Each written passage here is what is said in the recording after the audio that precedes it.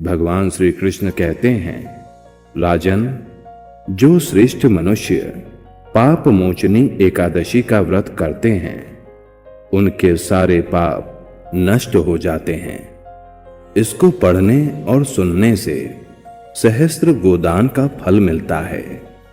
ब्रह्म हत्या, सुवर्ण की चोरी, सुरापान और गुरु पत्नी गमन करने वाले महापातकी भी इस व्रत को करने से पाप मुक्त हो जाते हैं। यह व्रत बहुत पुण्यमय है।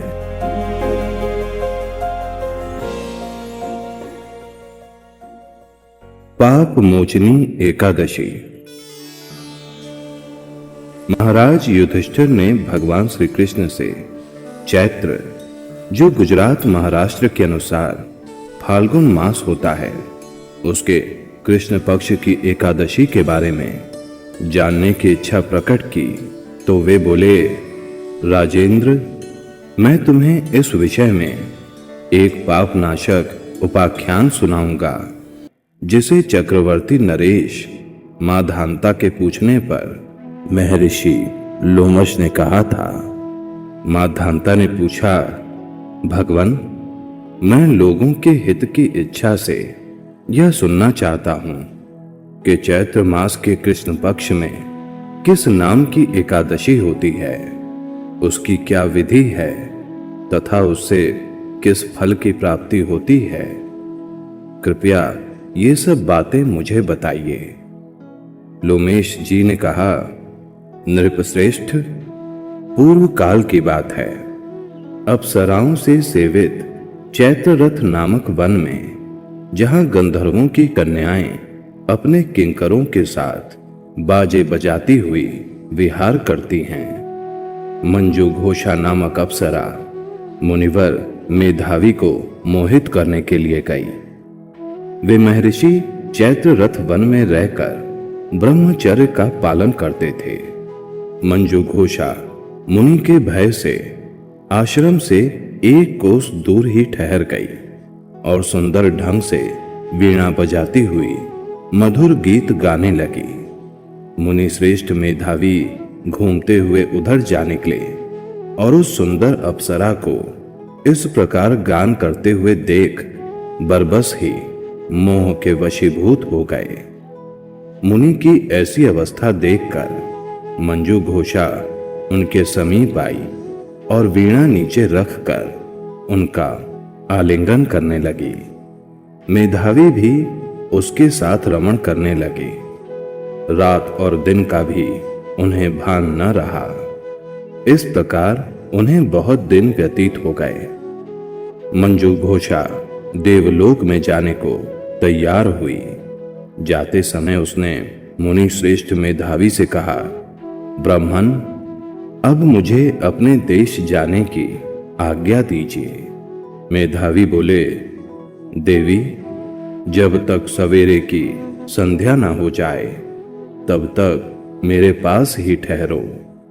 अप्सरा ने कहा, विप्रवर, अब तक ना जाने कितनी ही संध्याएं चली गईं। मुझ पर कृपा करके बीते हुए समय का विचार तो कीजिए।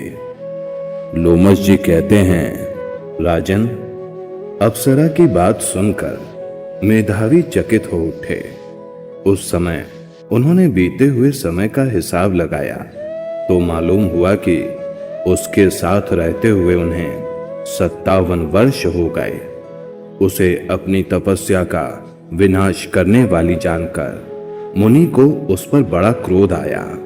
उन्होंने श्राप देते हुए कहा, पापिनी, तू पिशाची हो जा। मुनि के श्राप से दग्ध होकर वह विनय से नतमस्तक हो बोली, विप्रवर, मेरे श्राप का उद्धार कीजिए। 7 वाक्य बोलने या 7 पद साथ साथ चलने मात्र से ही सत्पुरुषों के साथ मैत्री हो जाती है। ब्राह्मण, मैंने तो आपके साथ अनेक वर्ष व्यतीत किए हैं, अतः स्वामिन, मुझ पर कृपा कीजिए। मुनि बोले, भद्रे, क्या करूं? तुमने मेरी बहुत ही बड़ी तपस्या नष्ट कर डाली है।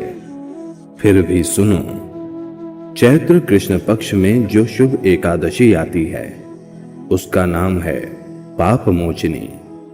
वह शाप से उद्धार करने वाली तथा सब पापों का क्षय करने वाली है।